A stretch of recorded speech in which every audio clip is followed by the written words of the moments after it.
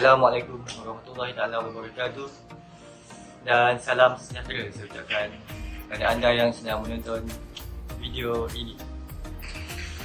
Okey, saya selaku staf pemasaran untuk syarikat Islam Culture Agency dengan slogan Travel is the best teacher ingin memperkenalkan kepada anda dan mempromosikan syarikat kami kepada anda semua. Untuk pengetahuan anda semua, Islam Culture Agency telah pun beroperasi selama 4 tahun dan ditubuhkan untuk memberi perkhidmatan dan panduan serta bimbingan kepada para pelancong yang ingin melancong ke Indonesia, terutamanya Aceh. Okey, agensi kami juga menyediakan perkhidmatan kepada para pelancong dari segi tempat penginapan dan sewa kenderaan untuk keperluan para pelancong sesuai dengan tempat yang menjadi tarikan pelancong-pelancong di Indonesia dengan harga yang berpatutan dan mampu anda miliki. Harga rasa sayang lah.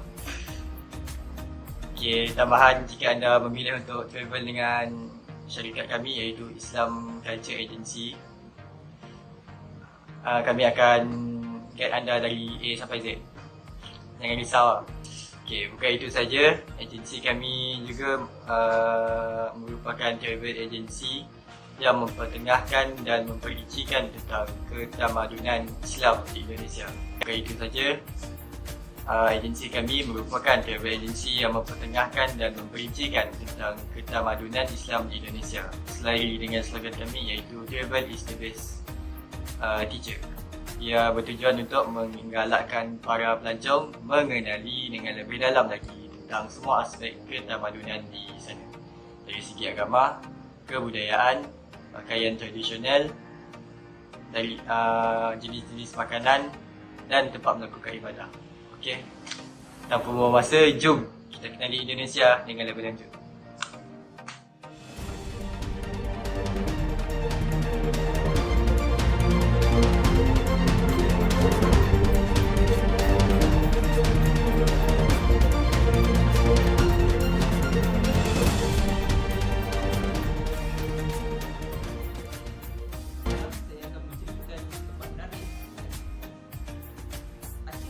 Mendapat julukan Islami Mekah kerana pernah menjadi pusat perkembangan agama Islam di Asia Tenggara yang terunggul pada suatu masa dahulu. Dan sekarang Aceh menjadi destinasi pelancongan yang menjadi pilihan rakyat Malaysia. Destinasi pertama yang harus anda lawati adalah Masjid Raya Baitur Rahman. Masjid yang kelihatan seperti Taj Mahal dengan 7 buah kubah yang terletak di tengah bandaraya Aceh ini dibina oleh Sultan Iskandar Mahkota Alam pada tahun 1022 Hijrah bersamaan dengan 1612 Masihi. Apa yang menarik tentang masjid ini mempunyai sejarah yang tersendiri selain terselamat semasa malapetaka tsunami di Aceh pada tahun 2004. Masjid ini telah dibakar sehingga runtuh banyak berkali-kali namun dibina semula termasuk pada tahun 1873 masa Aceh dijajah oleh Belanda.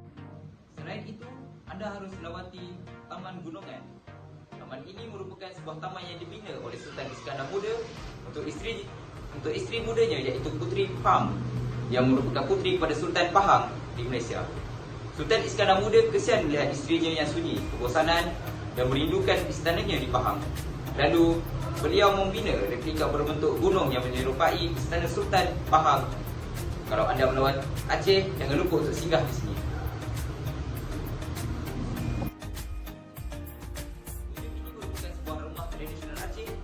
Tahun 1914 oleh Gubernur Belanda. Di muzium ini ada memamerkan sebuah loceng besar yang diberi nama Cakradonia. Loceng besar ini setinggi 1 meter lebar dan 1 meter panjang adalah hadiah daripada Maharaja Cina kepada Aceh pada tahun 1400. Loceng tersebut pernah digunakan oleh Sultan Iskandar Muda di dalam kapalnya semasa berperang dengan Belanda. Loceng tersebut juga pernah digantung pada sebatang pokok di dalam kawasan istana dan akan dibunyikan sebagai isyarat untuk memanggil para pembesar istana untuk datang bermesyuarat.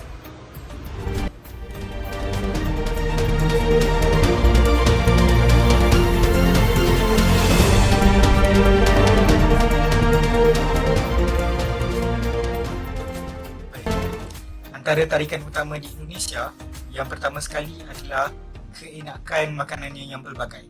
Contohnya mi Aceh dan rojak buah. Mi Aceh dia disajikan dalam bentuk varian iaitu bergoreng dan berkuah.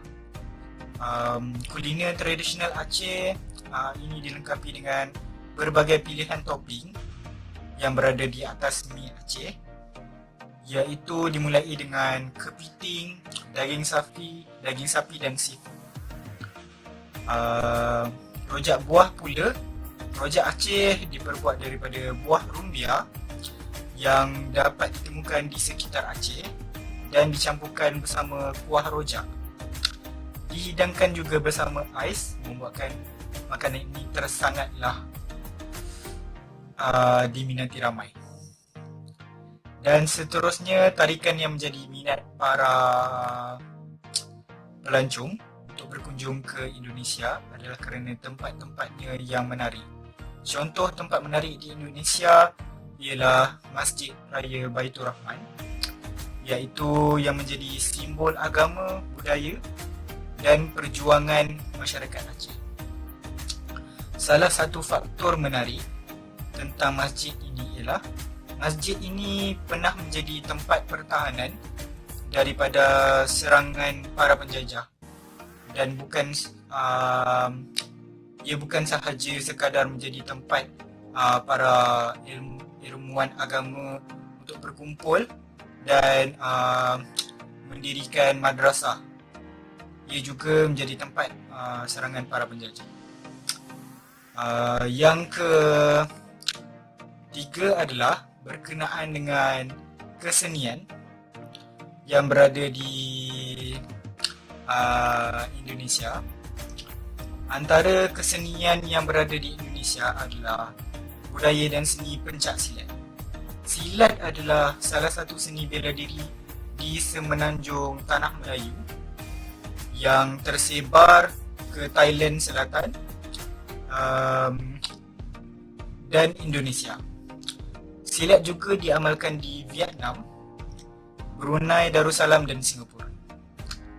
Adalah penting untuk membezakan silat dan pencak silat. Silat adalah seni mempertahankan diri dari Malaysia,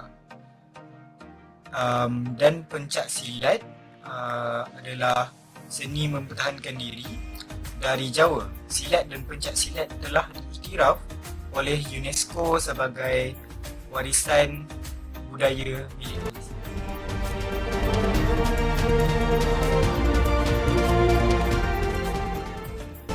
Upacara pertama adalah Peretruan Anak, di mana upacara ini dilakukan untuk menyambut kelahiran bayi yang baru saja lahir. Upacara ini kebiasaannya dilakukan dalam masa 7 hari hingga ke 44 hari bayi itu dilahirkan. Upacara ini adalah untuk bertujuan memberi semangat kepada bayi tersebut agar tidak takut pada petir. Seterusnya, upacara bagi memberi penghormatan kepada arwah yang telah meninggal dunia. Ini adalah diberi nama Samadiyah, di mana upacara ini berlangsung selama 7 hari 7 malam, di mana ahli keluarga sekeliling akan datang kepada keluarga yang mengalami pemergian dan akan memberi semangat dan menghiburkan keluarga tersebut dengan membacaan Yasin dan berzikir.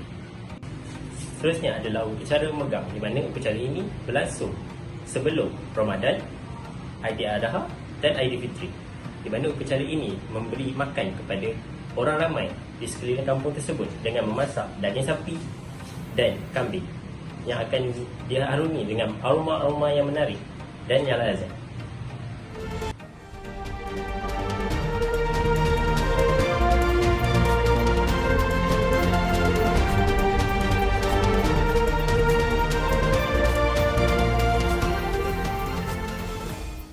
kongsikan kepada anda beberapa makanan yang sedap di Aceh. Makanan yang saya akan perkenalkan ini banyak terdapat di mana-mana kedai sekalipun. Tetapi rasa keasliannya hanya terdapat di Aceh sahaja. Makanan yang pertama ialah rojak Aceh. Apa yang istimewanya tentang rojak Aceh ni adalah rasa pedas dan manis yang tersendiri. Okey, sekarang saya akan tunjukkan video cara-cara membuat rojak Aceh.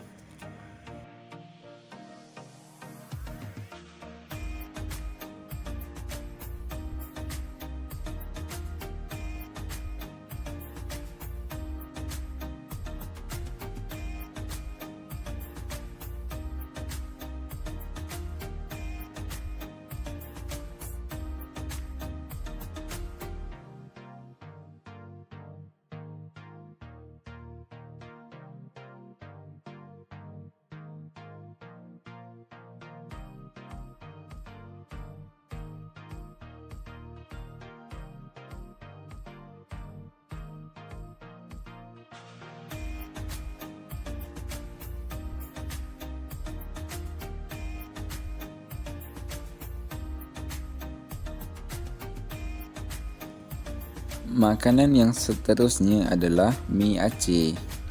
Mari kita saksikan cara-cara pembuatan mi Aceh.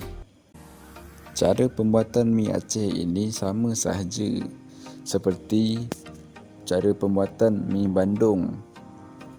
Tetapi apa yang kita dapat lihat adalah bahan-bahan yang dimasukkan ke dalam bumbu mi Aceh, iaitu kuah mi Aceh ni tidak sama dengan mi Bandung. Itu yang membuatkan mi Aceh ni unik. Tak sama dengan mi berkuah yang lain.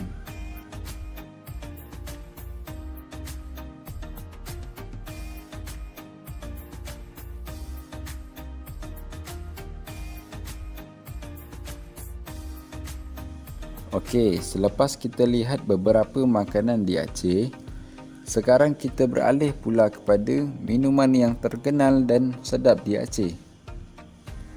Kepada penggemar kopi yang menyukai rasa kelainan kopi, haruslah mencuba kopi di Aceh. Kopi ini digelar Kopi Gayoh Aceh.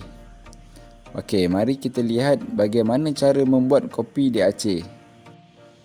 Untuk pengetahuan korang, Kopi Gayoh ni boleh dikatakan antara kopi yang tersedap di Aceh dan di Indonesia. Untuk menuju Banda Aceh, terdapat beberapa opsi yang bisa kamu pilih sesuai dengan budget kamu.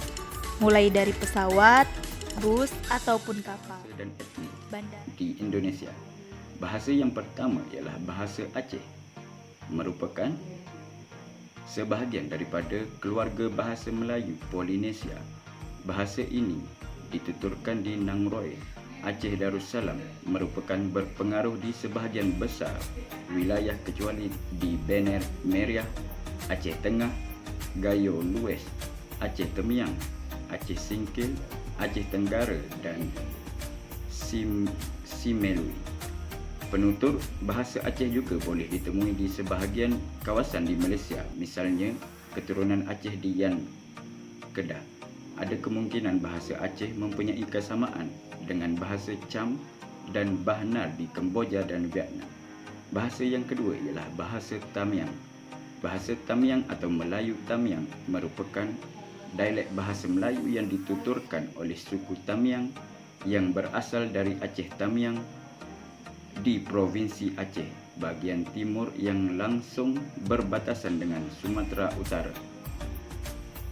Bahasa yang ketiga ialah bahasa Gayo.